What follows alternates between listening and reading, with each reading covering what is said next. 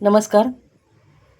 इयत्ता 10वी षष्ठः विभागः अपठित गद्य या अंतर्गत आपण जे काही पॅराग्राफ आधी वाचले तर त्यातच पुढे आणखी एक पॅराग्राफ आपण वाचतो आणि त्याच्यावरचे प्रश्न सोडवतो आहे. गद्यांशं पठित्वा कृती कुरुत एकदा भस्मासुरः भक्त्या शंकरं प्रणयते. एकदा भस्मासुराने भक्ती करून शंकराला प्रसन्न करून घेतलं. प्रीतः शिवः, प्रसन्न झालेले शिव, त्याने त्याला असा वर दिला की यस्य शीर्षे स्वहस्तं न्यस्यसि, ज्याच्या मस्तकावर तू स्वतःचा हात ठेवशील, सह भस्मसात भविष्यती, तो भस्मसात होईल. भस्मसात भवती ती वरम प्रयच्छती, त्यांनी त्याला वर दिला. तेन वरेण उन्मत्तः भस्मासुरः सकलान देवान पराजयते, त्या वराने उन्मत्त झालेल्या भस्मासुराने सगळ्या देवांना पराजित करतो. तदा सर्वे देवाः विष्णू शरणं गच्छन्ति, सगळे देव विष्णूला शरण जातात. विष्णू मोहिन्याः रूपं धारयति, विष्णू मोहिनीचं रूप धारण करतात. भस्मासुरः तां मोहिनीं अभिलषति, भस्मासुर त्या मोहिनीची इच्छा करतो. तदा सा वदति, भो असुरवर, भवान मया सह नृत्यम आचर इति. भस्मासुराने त्या मोहिनीची इच्छा केली तेव्हा ती मोहिनी म्हणाली, भो असुरवर, अहो असुरश्रेष्ठ, आपण मयासह माझ्यासोबत नृत्य करावे. सह मोहिन्याः वचनम अनुमन्यते, तो मोहिनीचं बोलणं ऐकतो आणि अथ नृत्याभिनये मोहिनी स्वहस्तं स्वमस्तके धारयते. नृत्याभिनये, नृत्य आणि अभिनय करताना मोहिनी काय करते, स्वहस्तं स्वमस्तके धारयते, स्वतःचा हात स्वतःच्या डोक्यावर ठेवते. सह अपि तदैव अनुतिष्ठती, तो सुद्धा तसंच करतो, तिच्या मागोमाग ती जसं करते तसंच तो स्वतःचा हात स्वतःच्या डोक्यावर ठेवतो. शीघ्रमेव सह भस्मीभूतः जातः, आणि लगेचच तो भस्मसात झाला. याच्यावरून प्रश्न असे आहेत की पूर्ण वाक्यात उत्तर द्या. विष्णू कस्याः रूपं धारयति, तर आपण पॅराग्राफमध्ये वाचू शकतो, विष्णू मोहिन्याः रूपं धारयति. प्रातिपदिक लिहायला सांगितलं आहे भक्त्या. भक्त्या ही तृतीय आहे भक्ती या मूळ शब्दाची. भक्ती, नुसतं भक्ती लिहायचं आहे, कला त जोडून, पहिली वेलांटी, त्याच्यापुढे विसर्ग नाही किंवा वरती टिंब अनुस्वार द्यायचा नाही आहे, असं काहीही. प्रातिपदिक म्हणजे नेहमी मूळ शब्द लिहायचा असतो. मया हे अस्मत् सर्वनामाची तृतीय आहे. अस्मद हे त्याचं मूळ रूप आहे, प्रातिपदिक आहे.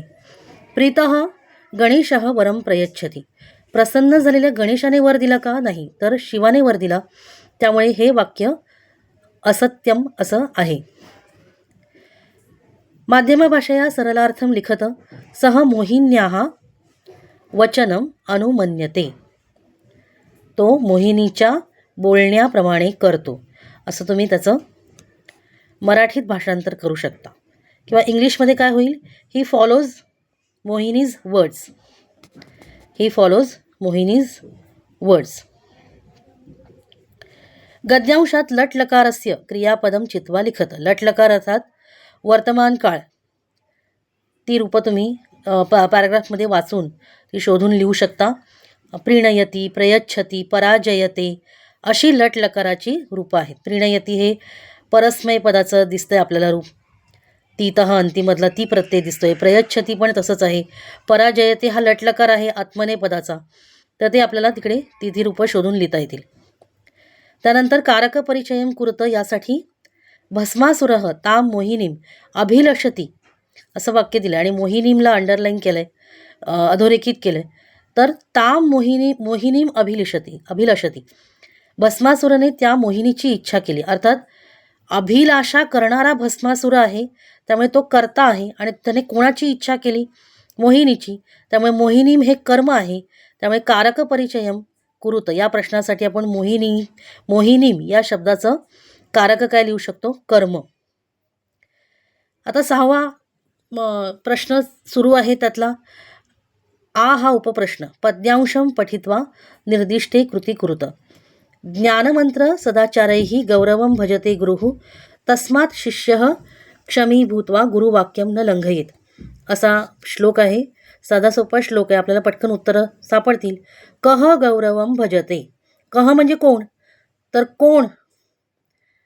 गौरव म्हणजे प्रसिद्धीची अपेक्षा करतं किंवा प्रसिद्धी हवी असं कोणाला वाटतं, तर गुरुः गौरवं भजते. किम न लंघयेत. किम न लंघयेत. श्लोक वाचा. तस्मात् शिष्यः क्षमी भूत्वा गुरुवाक्यम न लंघयेत असं आहे. त्यामुळे किम न लंघयेत गुरुवाक्यम न लंघयेत असं त्या प्रश्नाचं उत्तर येईल. गुरुवाक्यम न लंघयेत. समानार्थकम शब्दम लिखत शिष्यः. आता शिष्याला समानार्थी शब्द तुम्ही छात्रः असा साधा सोपा शब्द लिहू शकता. शिष्यः ला समानार्थी शब्द छात्रः किंवा विद्यार्थी. विद्यार्थी लिहिताना थला दुसरी वेलांटी पाहिजे. विद्यार्थी. आणि रफार कुठे द्यायचा तो विद्यार्थी या शब्दामध्ये आपल्याला माहितीच आहे. विद्यार्थी. छात्रः. पद्यांशं पठित्वा जालरेखां चित्रण पूरयेत. हा जो एक आणखी एक श्लोक असतो तर त्यासाठी इथे एक श्लोक दिलाय. आरक्त कषाय पीत हरित नील कपोत जंबूवर्णैः वर्षाकाले गगनशोभां पुष्यति इंद्रचापः सप्तवर्णैः. वर्षाकाले गगनशोभां. वर्षा ऋतूमध्ये आकाशाची शोभा वाढवतं इंद्रधनुष्य. इंद्रधनुष्य आकाशाची शोभा वाढवतं कशाने? सप्तवर्णैः 7 रंगांनी. आणि मग ते रंग कुठले? तर त्या रंगांची नावं दिलेली आहेत. आणि मग त्यांनी आपल्याला जालरेखा चित्र भरायला दिलेलं आहे. इंद्रचापस्य सप्तवर्णाः असं देऊन त्यांनी काही शब्द तिकडे पुरवलेले आहेत आपल्याला. आरक्तः पीतः जंबूवर्णः. तर ते आरक्तः पीतः जंबूवर्णः हे ज्या विभक्तीत आपल्याला दिलेत, ज्या लिंगात दिलेत, लिंगवचन विभक्ती ज्या, तेच आपण शक्यतो इतर ज्या रिकाम्या जागा आपण लिहिणार आहोत त्यासुद्धा त्याच लिंगवचन विभक्तीत लिहाव्यात. म्हणजे आरक्तः झालं, मग कषायः, पीतः, हरितः, नीलः, कपोतः आणि जंबूवर्णः अशा त्या रिकाम्या जागा भरून आपण जालरेखाचित्र पूर्ण करू शकतो. धन्यवाद.